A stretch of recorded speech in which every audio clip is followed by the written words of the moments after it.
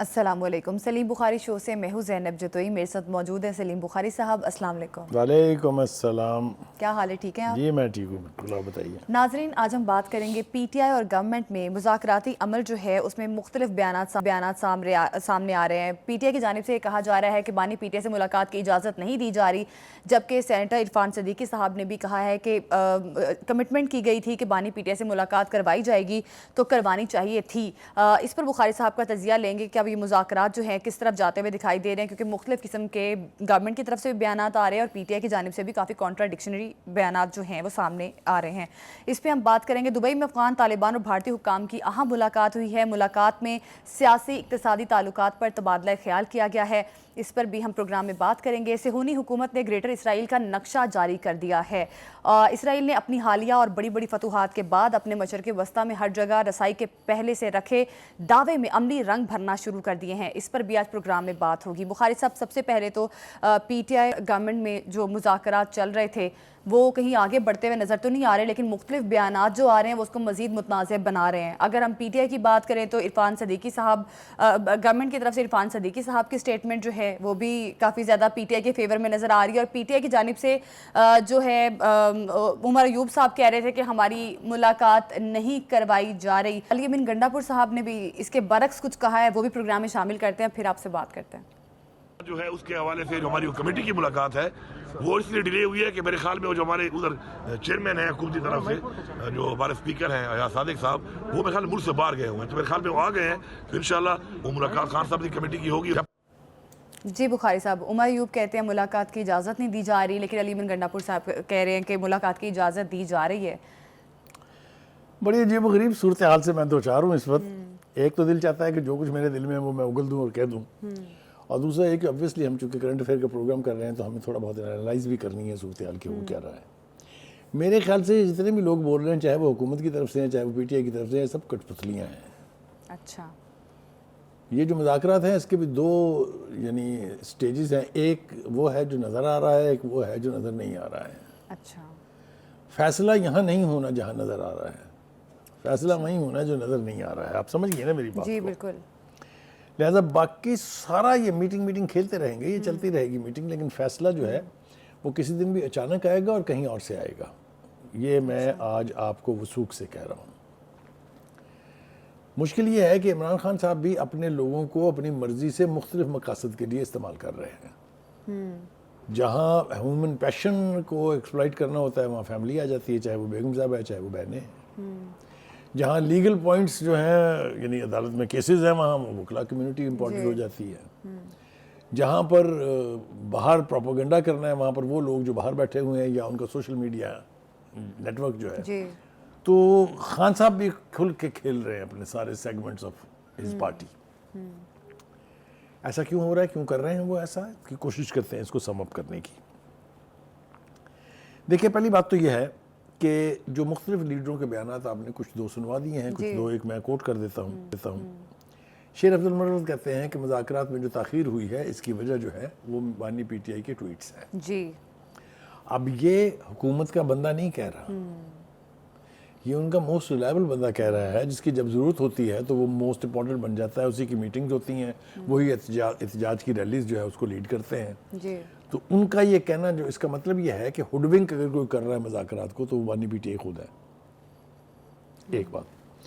दूसरी बात ये है कि बज़ाहिर ये लग रहा है कि ये जो पटरी पर खड़ी हुई है गाड़ी मुज़ाकरात की, सिग्नल के ऊपर रुकी हुई है, पता नहीं कहाँ से सिग्नल आएगा कि फिर चल पड़ेगी। अच्छा, सिग्नल अभी तो जवाब हमें ये पीटीआई की तरफ से दिया गया है। आपने सुना मरवत साहब अपने अली अमीन गंडापुर क्या कह रहे थे कि भाई ये तखीर थी, स्पीकर साहब हमारे चले गए थे बाहर, ज़रा अब वो आ गया तो हो जाएगी मीटिंग। बुखारी साहब, आपको लगता है कि पीटीआई को इस सिग्नल की उम्मीद है, जिस तरह से बानी पीटीआई ने ट्वीट्स किए हैं दो रोज़ कबल, जिसमें देखिए हम अपनी तारीख भी को की है। हम अगर अपनी तारीख को उठा के देखें तो इस तरह की पॉलिटिकल कन्फ्रंटेशन जब अपने अरूज को पहुंचती है जी। तो हमेशा इशारे कहीं और से आते हैं। अब मैं आपको हवाले दे सकता हूँ, बहुत बड़ी बड़ी मूवमेंट इस मुल्क के अंदर चली हैं, अपोजिशन की तरफ से भी चली हैं, चाहे वो पीएनए मूवमेंट थी, चाहे वो एमआरडी मूवमेंट थी, चाहे वो एआरडी मूवमेंट थी, चाहे वो आईजीआई मूवमेंट थी। ये सारी बहुत बड़ी मूवमेंट्स हैं जो नेशनल स्केल के ऊपर चली और अल्टीमेटली پھر جہاں سے آتا ہے اس کو جس مرضی نام سے آپ پکار لیں، لیکن فیصلے وہیں سے آتے ہیں اور وہی انہی کے اوپر عمل ہوتا ہے. اچھا ٹھیک ہے. یہ عدلیہ جو آج بہت آزاد ہونے کی بات کرتی ہے، اس کا بھی اگر آپ کو میں پس منظر بتانے بیٹھوں تو 3 مارشل لا جس ملک میں لگے تھے ان تینوں کو انڈیمنٹی دینے میں ایک دفعہ پارلیمنٹ نے رول ادا کیا تھا، اور تینوں دفعہ ہماری جو اعلیٰ جوڈیشری ہے جو اتنے بڑے بلند بانگ دعوے کرتے ہیں، انہوں نے آئین کی ریڑھ لگائی تھی، اور اس بری طرح سے لگائی تھی کہ ایک ملٹری ڈکٹیٹر کو یونیفارم میں یہ اختیار دیا تھا کہ 3 سال تک آپ جو مرضی ترمیم آئین میں کرنا چاہیں وہ کر لیں، جو دنیا کی کسی بنانا ریپبلک میں بھی نہیں ہوتا. ٹھیک. ہیونگ سیڈ دیٹ، اس لیے میں بڑے وثوق سے یہ کہہ رہا ہوں کہ یہ جتنی مرضی بات چیت مذاکرات اس کے دعوے کر لیں، جتنے مرضی اس کے راؤنڈ کر لیں، فیصلہ الٹیمیٹلی وہیں سے ہونا ہے جو فرنٹ پر نہیں آنا چاہتے.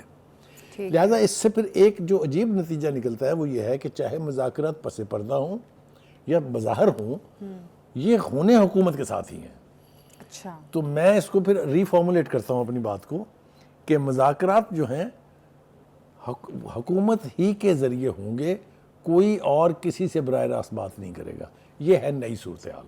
اچھا ٹھیک. دیٹ مینز جو یہ کہا جا رہا ہے پی ٹی آئی کی طرف سے کہ حکومت کی کمیٹی جو ہے وہ با اختیار نہیں ہے یا حکومت کے پاس اختیار نہیں ہے، یہ سب ٹھیک نہیں ہے. بخاری صاحب، مذاکرات تو حکومت کر رہی ہے، چاہے کسی کی بھی ایما پہ کر رہی ہو. اب حکومت بانی پی ٹی آئی سے ملاقات کے معاملے پر بھی کافی زیادہ یہ مذاکرات تاخیر کا شکار نظر آ رہے ہیں. پی ٹی آئی کہہ رہی ہماری ملاقات نہیں کروائی جا رہی. تو یہ جو مطالبے رکھے ہیں پی ٹی آئی نے، کیا آپ کو لگتا ہے کہ کل کو وہ مطالبے بھی گورنمنٹ جو ہے وہ تسلیم کر پائے گی؟ دیکھیں، پہلی بات تو یہ ہے کہ میرے خیال سے رہی ہم اپنے ناظرین کے ساتھ اگر آنیسٹلی شیئر کریں تو مجھے یوں لگتا ہے کہ پی ٹی آئی کی پوزیشن ویکن ہوئی ہے. اچھا کیوں ویکن ہوئی ہے؟ 2 سال تک ہم نے یہ سنا لیڈرشپ سے بھی، بانی کی فیملی کے لوگوں سے بھی، ان سے مذاکرات کریں گے. یہ جوکرز جو ہیں، یہ جو ڈاکو اور چور ہیں، آپ کے بھی سامنے میرے بھی سامنے، ہم بھی یہیں تھے نا. پھر ہم نے دیکھا کہ اچانک مذاکرات کھیلنے کے لیے ایک کمیٹی بھی بن گئی. پھر وہ کمیٹی بار بار میڈیا کو بتا رہی ہے کہ ہم انتظار کر رہے ہیں، ہم سے کوئی بات ہی نہیں کر رہا ہے. یہ آپ نے سارا منظرنامہ دیکھا ہے. یہ کیوں ہوا؟ ہم کئی بار اپنے پروگرام میں بتا چکے ہیں کہ بانی پی ٹی آئی اور پی ٹی آئی ان دونوں کے اوپر ٹمینڈس پریشرز ہیں. کہیں مقدمات کا پریشرز ہے، کہیں پر آپ کے 9 مئی کے جو ٹرائل ہیں کہ ملٹری کورٹ میں ہونا ہے نہیں ہونا ہے اس کا پریشر ہے، کہیں فیصلوں کا جو چند اہم کیسز ہیں ان کا انتظار ہے. تو بہت سارے اس پریشر کی وجہ سے پی ٹی آئی کی یہ پوزیشن کہ ہم ان سے بات چیت نہیں کریں گے وہ ویکن ہوئی. دوسری بڑی وجہ یہ بنی کہ جو اسٹیبلشمنٹ ہے انہوں نے کیٹیگوریکلی ان سے کہا کہ ہم آپ سے بات کسی صورت اور کبھی نہیں کریں گے. اچھا. لہذا مجھے یوں لگتا ہے کہ انہوں نے بھی اپنا سارا اختیار جو ہے وہ حکومت کے پاس گروی رکھ دیا ہے کہ آپ جب یہ بیہیو کریں، جب یہ ڈھنگ کی گفتگو کریں تو آپ ان کی یہ بات مان کے ان کو یہ ریلیف دے دیں. تو مجھے لگتا ہے کہ آل از آل ارینجڈ. یہ ڈیلے جو ہے یہ بظاہر میرے خیال سے اگر میں جسارت کروں اور یہ کہوں کہ یہ مل کے، چاہے وہ حکومت ہے چاہے وہ پی ٹی آئی ہے، عوام کو بیوقوف بنا رہے ہیں. آپ بہت ساری باتیں بانی پی ٹی آئی کو اور پی ٹی آئی کی لیڈرشپ کو کرنی پڑتی ہیں to keep their voter and their worker intact. ٹھیک ہے، یہی حال حکومت کا بھی ہے. اچھا. انہیں بھی اپنے کانسٹیٹوئنٹس کے سامنے کچھ نہ کچھ پوزیشن تو بنانی ہے نا. اس لیے یہ جو گھڑماس ہے نا بیانات کا دونوں طرف سے، یہ اپنی اپنی کانسٹیٹوئنسیز کو مطمئن رکھنے کے لیے ہے. اچھا بخاری صاحب، جو مذاکرات شروع ہوئے تھے، عرفان صدیقی صاحب جو تھے وہ بڑے مثبت قسم کے ریمارکس دے رہے تھے مذاکرات کو لے کے. اب عرفان صدیقی صاحب نے یہ بھی کہا ہے کہ جب ہم نے پی ٹی آئی مذاکراتی کمیٹی کی عمران خان سے ملاقات کرانے کی کمٹمنٹ دی تھی تو ملاقات ہونی چاہیے تھی. تو گورنمنٹ بھی کہیں نہ کہیں غیر سے اظہار کر رہی ہے کہ کمٹمنٹ کر کے پھر مس کمٹمنٹ کی طرف جا رہے ہیں. بالکل آپ نے ٹھیک کہا. اتنی ہی غیر سنجیدگی کا مظاہرہ پی ٹی آئی بھی کر رہی ہے. کیونکہ اگر آپ کو یاد ہو، کل پی ٹی آئی کے ایک لیڈر نے خود اور حکومت کے نمائندے نے کہا تھا کہ کوئی نہیں آیا تھا پی ٹی آئی کے بانی سے ملنے کے لیے، کمیٹی کا رکن. سنا نا آپ نے؟ جی. تو ایک عجیب و غریب قسم سے، یعنی عجیب و غریب طریقے سے سبھی کو اور پوری قوم کو ایز اے ہول بیوقوف بنایا جا رہا ہے. اچھا بخاری صاحب، جس طرح سے پی ٹی آئی کے بارے میں ہم کہتے ہیں کہ پی ٹی آئی کی لیڈرشپ کی جانب سے مختلف قسم کے بیانات آتے ہیں، کوئی کچھ بول رہا ہوتا ہے، کسی کی جانب سے کوئی کچھ ریمارکس آتے ہیں. اب حکومتی جو کمیٹی ہے یا حکومتی ممبر جو ہیں ان کی جانب سے بھی اس قسم کے بیانات آ رہے ہیں. عرفان صدیقی صاحب آپ کے سامنے اگزامپل ہیں. تو یہ سچویشن تب بنتی ہے جب آپ کو پتہ ہو کہ آپ کے پاس اختیارات نہیں ہیں. آپ پی ٹی آئی کے پاس اختیارات نہیں ہیں، بانی پی ٹی آئی کے پاس اختیارات ہیں، ان کی چاہیے ہوتی ہے یس اور نو. اور اسی طرح سے گورنمنٹ گورنمنٹ کے معاملے میں بھی ایسے لگ رہا ہے جیسے وہ بھی کسی طرف سے اشارہ ملنے کے قائل ہے کہ ہمیں وہاں سے اشارہ آئے گا. تو کیا لگ رہا ہے آپ کو حکومتی کمیٹی با اختیار ہے؟ اتنی بڑی بات میں نے آپ سے ابتدا میں کی تھی. کیونکہ یہ کمیٹی پہ میں آپ کا ایک ریمارکس چاہ رہی ہوں کہ یہ کمیٹی آپ کو لگ رہا ہے کہ با اختیار؟ میں آپ سے عرض کروں, میں نے آپ سے پہلے بھی کہا تھا کہ چاہے وہ مذاکرات پس پردہ ہیں یعنی بیک چینلز ہیں, چاہے وہ فرنٹ سے ہو رہے ہیں, بات چیت حکومت کے ساتھ ہی ہونی ہے اور حکومت کے ساتھ بات چیت کے نتیجے میں ہی فیصلہ آئے گا. یہ بھی میں نے آپ کو اشارہ دے دیا کہ وہ فیصلہ ضروری نہیں ہے کہ حکومت کے بس میں ہو, وہ جہاں سے بھی آنا ہے وہ بھی ان کے پاس گروی پڑا ہوا ہے کہ جب وہ ونک کریں گے, جب پی ٹی آئی بیہیو کرے گی تو وہ فیصلہ آ جائے گا. اچھا بخاری صاحب, اب حامد رضا صاحب نے بھی کچھ کہا ہے. انہوں نے کہا کہ اگر مذاکرات ناکام بھی ہوتے ہیں تو بانی پی ٹی آئی کو باہر آتا دیکھ رہا ہوں. تو یہ امید کہاں سے آ رہی ہے؟ یہ وہ امید ہے کہ ان کی گرفتاری کے اگلے دن سے ڈیٹیں دینی شروع ہو گئی تھی پی ٹی آئی کی لیڈرشپ. میں نام لے لے کے آپ کو بتا سکتا ہوں کس نے کون سی تاریخ دی تھی. کسی نے کہا 5 مئی کو واپس آ رہے ہیں پچھلے سال, کسی نے کہا تھا وہ اگست میں ہمارے ساتھ ہوں گے, کسی نے کہا نومبر میں, تو بس وہ سمجھیں آئے لو. اور ابھی بھی یہ دعویٰ جو ہے اس کی ڈیٹ چینج ہو گئی ہے, اب اس کو 20 جنوری کے ساتھ منسلک کیا ہوا ہے. آپ سمجھ رہی ہیں میری بات میں کیا کہہ رہا ہوں؟ جی بالکل بالکل. تو کہنے کا مطلب یہ ہے کہ میں نے آپ سے پہلے کہا کہ ان کو اپنے جو سپورٹرز ہیں, چاہے وہ ووٹر کی شکل میں ہیں چاہے ورکر کی شکل میں ہیں, ان کی کنزمپشن کے لیے کچھ نہ کچھ کہنا ہے.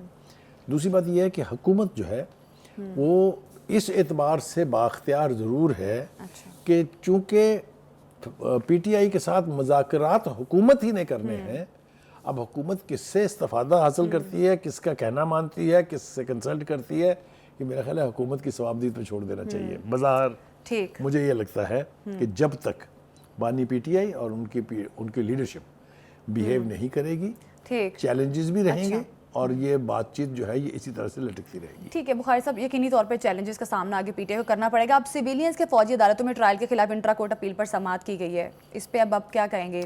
یہ سوئی بڑی پرانی اٹکی ہوئی ہے. دیکھیے پہلی بات یہ ہے کہ ایک تاثر یہ دیا جا رہا ہے کورٹس کی طرف سے بھی اور پی ٹی آئی کی طرف سے بھی کہ شاید ملٹری ٹرائلز پہلی دفعہ ہو رہے ہیں. ایسا بالکل نہیں ہے. میں نے آپ سے پہلے بھی کہا تھا کہ یہ 1952 میں پہلی دفعہ فوجی عدالتیں بنی تھی, پھر 2000 کے کسی سال میں پھر اس کو ریویو کر کے امینڈمنٹ کے ذریعے بھی ان کو قائم رکھا گیا تھا. تو ملٹری عدالتیں جو ہیں وہ کسی فوجی افسر کی مرضی سے بنی ہوئی نہیں ہیں بلکہ آئین پاکستان کے تحت بنی ہوئی ہیں. ایک بات. دوسری بات یہ کہ وہ جن کو بہت زیادہ تکلیف ہے نا ان ملٹری کورٹس کی اور یہاں ٹرائل کی, انہوں نے خود ملٹری کورٹس میں ٹرائل کروائے ہوئے ہیں اور 108 بندوں کے ٹرائل ہوئے تھے جس میں میرے خیال 88 یا 82 لوگوں کو سزائیں بھی ہوئی تھی. تو یہ کل جو چیز آپ کے لیے ٹھیک تھی وہ آج دوسروں کے لیے غلط ہے, یہ میرے لاجک کبھی سمجھ میں نہیں آتی. ایک دوسری بات یہ ہے کہ دیکھیے یہ ہوا میں نہیں ہے, دس از ناٹ مارشل لا جس میں جو سمری ٹرائل کیا میجر نے اور بریگیڈیئر نے یا کرنل نے سزا دی ایکسیکیوٹڈ, ایسا نہیں ہے. اس کے 2 سٹیجز باقی ہیں. یہ سزا جب ہوگی اس کے بعد آپ اس کو ہائی کورٹ میں چیلنج کر سکتے ہیں اور اس کے بعد آپ اس کو سپریم کورٹ میں لے جا سکتے ہیں. تو اس لیے یہ تاثر دینا کہ یہ کوئی ڈریکونین لا ہے یا یہ کوئی, میں اس کو سپورٹ نہیں کر رہا, I am not in favour of military trials as an individual, but جس کے گھر میں گھس کے آپ اس کا اٹیک کریں گے اس کے لیے پریسیڈنٹ موجود ہے, پہلے بھی موجود ہے. آپ دیکھیں نا ڈویلٹی کیا ہے کہ اے پی ایس ٹرائل ہو اگر ملٹری کورٹ میں وہ ٹھیک ہے اور یہ ججز بھی کہہ رہے ہیں کہ وہ ٹھیک ہے. تو یہ کم ہینیس کرائم ہے کہ آپ پاکستان کی دفاعی تنصیبات پر جڑ دوڑے, آپ پاکستان کے ملٹری ایئر بیس میں چھوٹا جرم ہے یہ. آپ مجھے بتائیے کہ اس کے اوپر اگر سخت سے سخت سزا آپ نہیں دیں گے تو کیا ہوگا؟ آپ لائسنس دے رہے ہیں کہ آنے والے وقت میں جس وقت جس کا دل چاہے وہ ان تنصیبات کے اوپر چڑھ دوڑے. میرا خیال ہے ایسا نہیں ہونا چاہیے. میرا خیال یہ ہے کہ سزا چاہے ملٹری کورٹ سے ہو یا ٹیررسٹ کورٹ سے ہو, سزائیں ڈیٹرنٹ ہونی چاہیے تاکہ یہ حرکت دوبارہ نہ ہو. ٹھیک. اچھا بخاری صاحب, اب جس طرح سے 7 رکنی بینچ نے آج دلائل دیے ہیں اس کیس پر اور یہ بھی ایک کہا جا رہا تھا کہ بنیادی حقوق کا سویلین عدالتوں میں دفاع نہیں کیا جا سکتا, اس قسم کی باتیں بھی کی جا رہی تھیں. تو آپ کی اپنی رائے کیا ہے بخاری صاحب؟ جس طرح سے ہم نے دیکھا کہ ملٹری کورٹ سے سزائیں بھی ہوئی ہیں سویلینز کو, لیکن ابھی تک بہت سارے ابہام جو ہیں ظاہر کیے جا رہے ہیں. دیکھیے پہلی بات تو یہ ہے کہ ابھی تو یہ سٹیج آئے گی جب سزائیں ہوں گی. جو اصل خطرہ ہے وہ ہے جو ایک سابق ڈی جی آئی ایس آئی کا ٹرائل ہو رہا ہے. جو کور کمانڈر پشاور بھی تھے، جو کور کمانڈر بہاولپور بھی تھے، اس سے بہت ساری چیزیں جڑی ہوئی ہیں۔ یہ جتنی بھی گفتگو ہو رہی ہے، چاہے وہ عدالتی سطح کے اوپر ہے، چاہے وہ سیاسی سطح کے اوپر ہے، وہ ہے اس کے آفٹر میتھ سے بچنے کے لیے۔ اچھا، کیونکہ جو جرم ہے اور جو جرم کی نوعیت ہمیں بتائی گئی ہے فرام آفیشیل کوارٹرز، وہ تو بہت ہینیس ہے، اور اس کی سزا بھی آئیدر اور ہے، اور کچھ نہیں ہے۔ اچھا، تو چونکہ وہ جو جس کو کہتے ہیں نا، جو میگا کرائم ہوتا ہے، جو اتنا سنگین جرم ہوتا ہے، جو غداری کے زمرے میں آتا ہے، اس کی سزائیں بھی ہمیشہ بڑی بالکل ڈیٹرنٹ ہوتی ہیں۔ سنگین اور غداری کے تو جو اس میں اچھا دوسری بات یہ ہے کہ جو کچھ ہم سن رہے ہیں یہ عدالت کے ریمارکس ہیں، فیصلے نہیں ہیں۔ بالکل ریمارکس ہیں۔ تو ریمارکس تو بعض اوقات ہم نے دیکھا کہ بہت بڑے سخت آتے ہیں اور فیصلے بالکل اس کے الٹ آتے ہیں۔ بالکل بالکل۔ تو ہیونگ سیڈ دیٹ، میرا خیال ہے کہ تھوڑا سا انتظار کرنا پڑے گا، بہت زیادہ دیر نہیں ہے۔ اچھا، ونس دا ڈیسیجن کمز دین کورٹوں کی پوزیشن کا بھی پتہ لگ جائے گا آپ کو، اور یہ بھی پتہ چل جائے گا کہ ملٹری کورٹ کے ٹرائل جاری رہنے ہیں یا نہیں رہنے ہیں۔ اب یہ سارا دار و مدار جو ہے وہ عدالتوں کے اوپر ہے، لیکن میں آپ کو پھر یہ بتا دوں کہ یہ عدالتیں جو اس وقت ٹرائل کر رہی ہیں، ملٹری ٹرائل، یہ ان کی مرضی سے نہیں ہو رہا ہے، سپریم کورٹ کے آرڈر کے تحت ہو رہا ہے۔ آپ کو یاد ہوگا سپریم کورٹ کے 5 رکنی بینچ نے، غالباً 7 رکنی بینچ نے یہ کہا تھا کہ جو آپ کے پاس پینڈنگ ٹرائل ہے اس کے فٹافٹ فیصلے کیجیے آپ اور ایکسیکیوٹ کریں۔ تو کوئی چیز ایز سچ اللیگل نہیں ہوئی ہے۔ بالکل بالکل بالکل۔ بھارتی حکام اور افغان طالبان کی اہم ملاقات میں معاشی اقتصادی معاملات پر بات چیت کی گئی ہے۔ بخاری صاحب، افغان طالبان اور بھارت میں رفاقتیں بڑھتی ہوئی نظر آ رہی ہیں۔ افغان طالبان کی جانب سے یہ کہا جا رہا ہے کہ بھارت خطے کا اہم اور معاشی شراکت دار ہے۔ کس طرح سے دیکھ رہے ہیں آپ اس ملاقات کو جو ان کی دبئی میں ہوئی ہے؟ دیکھیے، یہ تو ایک بہت ریسنٹ ڈیولپمنٹ ہے، لیکن اس پر بات کرنے سے پہلے میرے خیال سے تھوڑا سا اگر ہم اس کا پس منظر نہیں بیان کریں گے تو ہم سمجھا نہیں پائیں گے کہ صورتحال کیا ہے۔ بالکل ٹھیک ہے، یہ رابطے ہوئے ہیں، اور یہ رابطے جو ہیں یہ ہمارے لیے ایک حد تک پریشان کن بھی ہیں، اس لیے کہ پہلے ہی ہمارا جو ایسٹرن بارڈر ہے، آپ کو پتہ ہے ہمیشہ سے ہاٹ ہے ود انڈیا، جہاں انڈیا جیسا گھٹیا کمینہ دشمن جو ہے وہ بستا ہے۔ تو ہماری کبھی بھی یہ خواہش نہیں رہی کہ ہم ویسٹرن بارڈر جو ہے افغانستان کے ساتھ، اس کو بھی ہم غیر محفوظ کر لیں۔ اور میں یہاں میرے خیال سے ہمیں شیئر کرنا چاہیے اپنے ناظرین کے ساتھ کہ پاکستان کی افغانستان سے متعلق ایک نکاتی پالیسی رہی ہے کہ وہاں پر پشتون حکومت ہونی چاہیے، اس کا سربراہ چاہے ملا عمر ہو، چاہے گلبدین حکمت یار ہو، چاہے حامد کرزئی ہو، وہ ہمارے لیے قابل قبول ہے، اور ان کے دور میں ہمارے تعلقات اتنے کشیدہ کبھی بھی نہیں تھے۔ ٹھیک ہے جی، وہ بھارت کیا فائدہ اٹھانا چاہتا ہے اس کے اوپر بعد میں بات کرتے ہیں، لیکن ہم تھوڑا سا پس منظر جو ہے بتا رہے تھے۔ دیکھیے، جب طالبان کی حکومت وہاں قائم ہوئی اور یہ ٹی ٹی پی کا شوشہ اٹھا تو ہم نے طالبان سے کہا کہ آپ کے پاس 2 آپشنز ہیں، یا تو آپ پاکستان کا ساتھ دیں اور یا پھر ٹی ٹی پی کا ساتھ دیں، آپ انتخاب کر لیں ان دونوں میں سے ایک کا۔ اور ہم نے کہا کہ اگر آپ ان کو نہیں روک سکتے ہیں تو ان کو کم از کم پاکستان افغانستان کے بارڈر سے بہت پیچھے لے جا کے کہیں بھی بسا لیں۔ اور وہ ان کو بسایا بھی گیا، لیکن وہ دوسری بات ہے کہ وہ اس کے باوجود پھر آہستہ آہستہ آ کے بارڈر کے ساتھ بس جاتے ہیں۔ لیکن طالبان حکومت کے لیے ٹی ٹی پی کو ڈسون کرنا ممکن نہیں ہے، اور اس کے لیے آپ کو تاریخ کے پس منظر میں جانا پڑے گا، اس لیے کہ جو حکومت ان کی قائم ہوئی ہے، جو امریکہ کے خلاف جہاد جیتا ہے یا جنگ جیتی ہے طالبان نے، اس میں ٹی ٹی پی کا رول ہے، اس لیے وہ اس کو ڈسون نہیں کر سکتے۔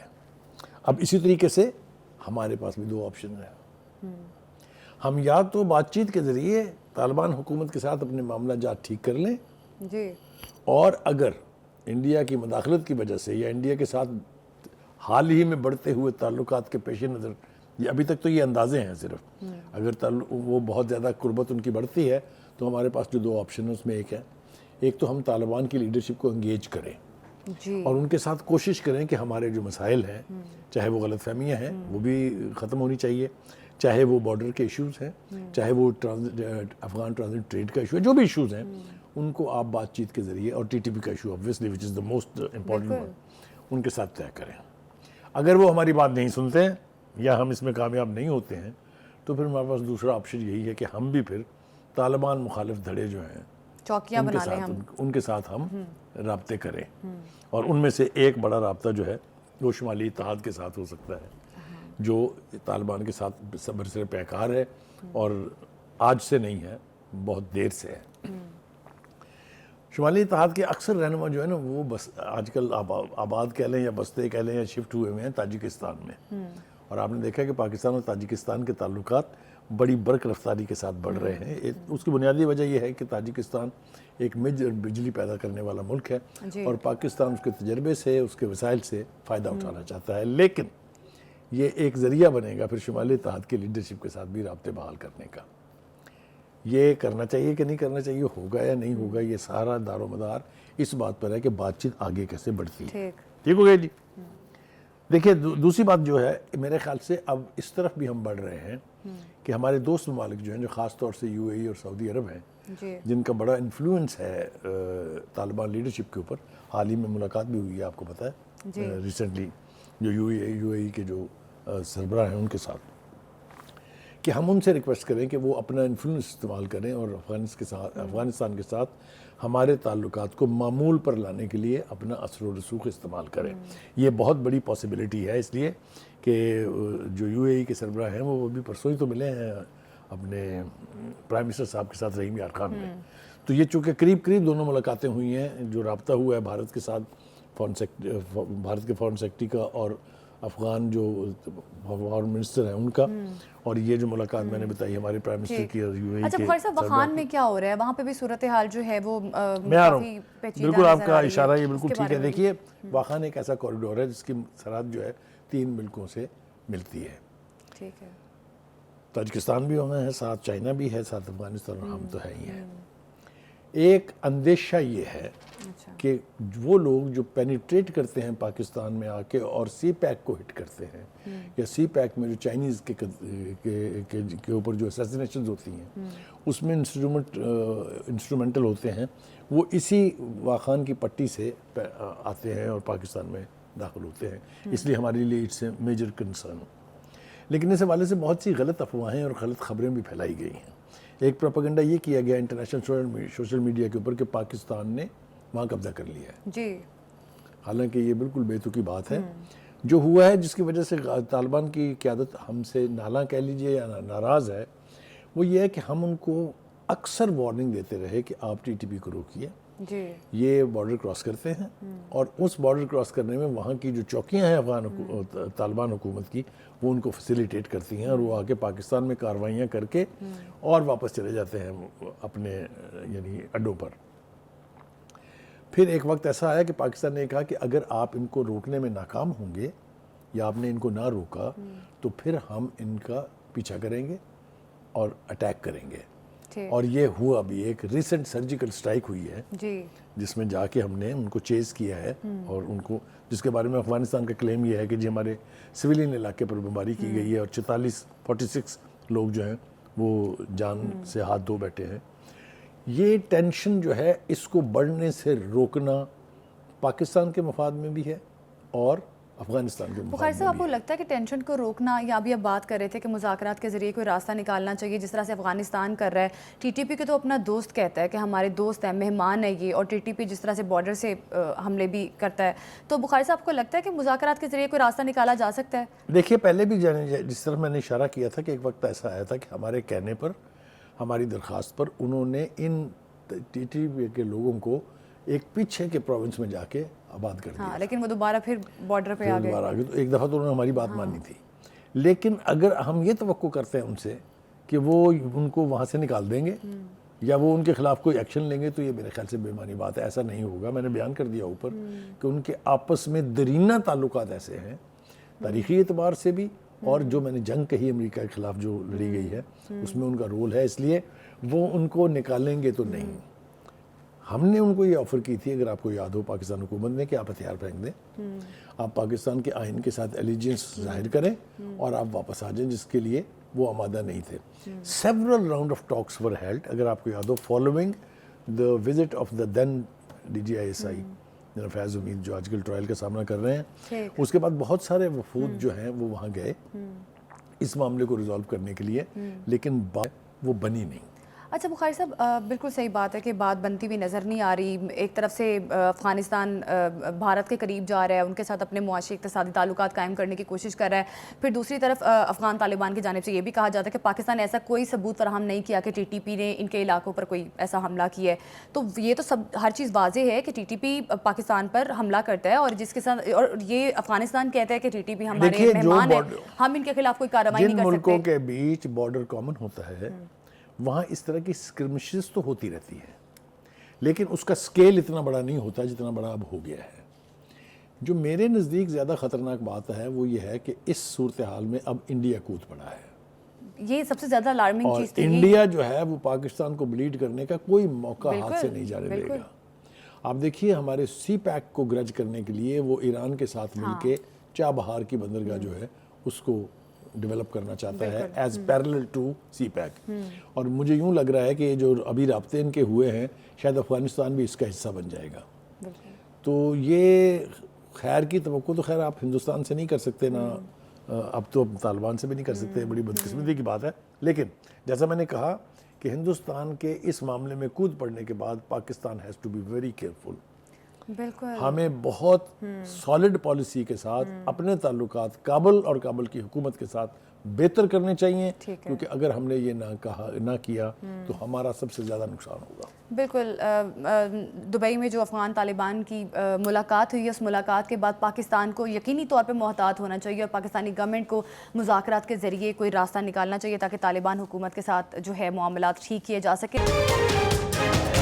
صہیونی حکومت نے گریٹر اسرائیل منصوبے پر کام شروع کر دیا ہے. اسرائیل حکومت کی جانب سے نقشہ جاری کیا گیا ہے گریٹر اسرائیل منصوبے کا، جس میں اردن، لبنان اور شام کے کئی حصوں کو شامل کیا گیا ہے. بخاری صاحب، اب جس طرح سے اسرائیل بہت پہلے سے خواب دیکھ رہا تھا، گریٹر اسرائیل منصوبے نقشہ جاری کر دیا ہے، منصوبے کا پلان بھی بنایا جا رہا تھا. اب آپ کو کیا لگ رہا ہے؟ کافی زیادہ تنقید کا نشانہ بھی بنایا جا رہا ہے عرب لیگ کی جانب سے، لیکن گریٹر اسرائیل منصوبہ جو ہے اس کو جو ہے عملی جامہ پہنانے کی کوشش کر رہا ہے اسرائیل.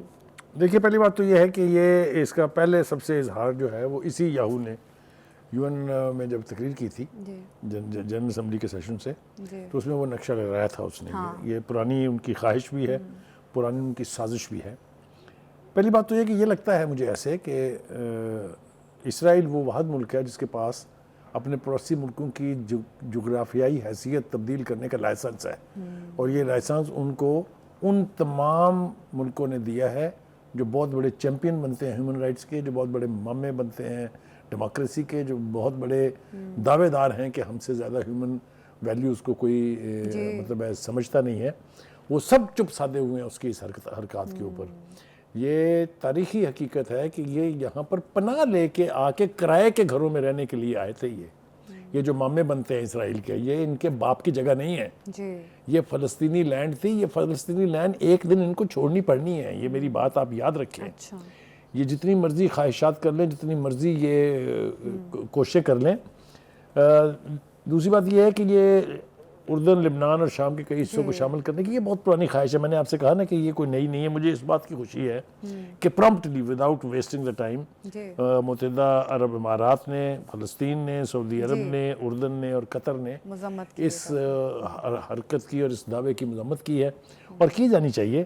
دوسری بات یہ ہے کہ اس نقشے کو سب نے ظاہر ہے مسترد کرنا تھا، اس لیے کہ وہ علاقے نہ کبھی تھے ان کے، نہ کبھی ان کے ہونے چاہیے.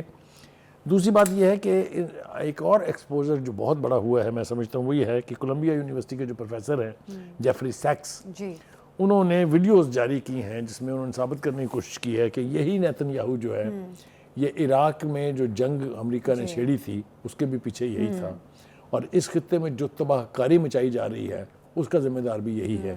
تو یہ جس طریقے سے ایکسپوجر ہو رہا ہے خود امریکہ کے اندر اسی کے اپنے لوگوں کے ہاتھوں، تو نیتن یاہو جو ہے وہ کتنی دیر بکرے کی ماں خیر منائے گی مجھے یہ تو نہیں پتا ہے، لیکن جو ظلم کے پہاڑ انہوں نے توڑے ہیں فلسطینی عوام کے اوپر، اور جو کچھ انہوں نے کیا ہے لبنان میں، اور جو کچھ اب وہ کرنا چاہتے ہیں شام میں، جس طریقے سے آپ نے دیکھا کہ شام میں جو ہی حکومت بدلی ہے، لہٰذا یہ بات اسٹیبلش ہو گئی کہ بشار الاسد سے لے کے اور ان کے بیٹے تک جو اقتدار تھا وہ کم از کم اسرائیل کے خلاف بہت بڑی ریزسٹنس کا سمبل تھا.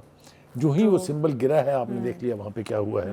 اب ان کی آنکھیں جو ہیں وہ ایران کی طرف ہیں, لیکن Iran is not an easy پرے. یہ ہم پہلے بھی کئی مرتبہ کہہ چکے ہیں. ایران کی طرف اگر جائیں گے, دیکھ لیا انہوں نے جا کے, Iran is the only country which retaliated to an extent that they felt the heat within Tel Aviv. ان کے جو راکٹس کا اٹیک ہوا تھا, بالکل جو کچھ اسرائیل کر رہا ہے یا نیتن یاہو صاحب جو کر رہے ہیں, اس کو کافی زیادہ مذمت بھی کی جا رہی ہے. عرب لیگ کی جانب سے بھی کافی زیادہ تنقید کا نشانہ بنایا گیا ہے. جو گریٹر اسرائیل کا نقشہ اسرائیلی حکومت کی جانب سے پیش کیا گیا ہے, اس پہ کافی زیادہ مذمت بھی مختلف ممالک سے آ رہی ہے. پروگرام سے ہمیں دیجیے اجازت, اگلے ہفتے پھر ملاقات ہوگی. اللہ حافظ.